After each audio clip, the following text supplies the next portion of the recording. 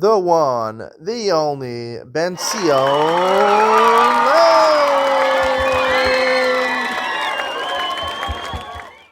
Good morning and welcome to Yeshiva YouTube Daily Double. As we continue with Beitzah, we're going to finish Perek Aleph today, and we'll start Perek Beis. Perek Aleph, Mishnah Yud says, Meshach and Kalim bein Tfurim bein She'enan Tfurim. You're allowed to send items, right? Pieces of clothing, whether they're actually sewn or they're not sewn, because you can use them to cover yourself. You know the kilayim. The Gemara clarifies that it's something hard that you could lie on, that basically you're allowed to lie on kilayim as long as it's not soft. And they're necessary for the moed. But as we learn with Masechah Shabbos, you're not allowed to even touch a sandal masumar, as basically a shoe where there's nails in the bottom connecting the sole to the shoe, because of an incident which happened where they killed each other. Or a shoe that's not sewed together, you can't use it for anything. Even a white shoe, because white shoes were not worn in his place, they wore only black shoes, so it had to be colored. If you have to do malacha to it, we're worried, don't send these things, because you do a malacha that's not for ochel nefesh, it'll be aser. So anything that you technically could wear on Yontif, even though the minhag is not to wear tefillin, for example, but you could wear tefillin if you want, it's a malbush, so therefore you're allowed to send it. The only time you can't send things is when it might lead to a malacha, which is not tzarech ochel nefesh.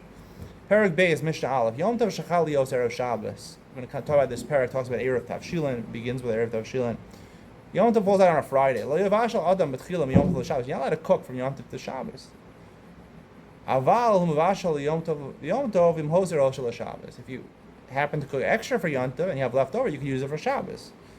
Now, what if you actually want to cook specifically on Yom Tov for Shabbos? That's what the Mishnah says. But also tavshil erev Yom Tov v'somechal v'Shabbos. What you could do is you can make a tavshil. The minhag is to make one thing that's baked and one thing that's cooked, and you can rely on that to bake and cook from Yom Tov to Shabbos. Beis Shammai Omrim, the Shammai says, Shnei tavshil, and it has to be two cooked things. Beis Hillel Omrim tavshil, one cooked thing, but they agree you would need something baked. If you want to bake, you need the minhag is to take an egg and a matzah. One thing is baked, one thing is cooked.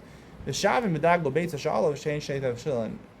Even Beis Hillel, even Beis Shammai, who says you need two tavshilin, if you have a fish and you cook an egg on top of it, that's considered two tavshilin. It'll be good even according to Beis Shammai. Achlo sha'ava, let's say you ate it or got lost on Yom Tov. Lo yivasha, and you haven't cooked yet on Yom Tov for Shabbos. Lo yivasha la v'tchila. You can't cook, it has to still be there. You have to start over with the kazayas. If any part of it is left over, you could use it to cook from Yom Tov to Shabbos. If it's not there at all, then you can't cook from Yom Tov to Shabbos if you haven't cooked already. Stay tuned for Iyam Mitzina, where I discuss the two ideas why you have to make an Erev Tavshilin. There's two different reasons given in the Gemara, and I'll explain those two reasons fully. Iyam Mitzina coming up next.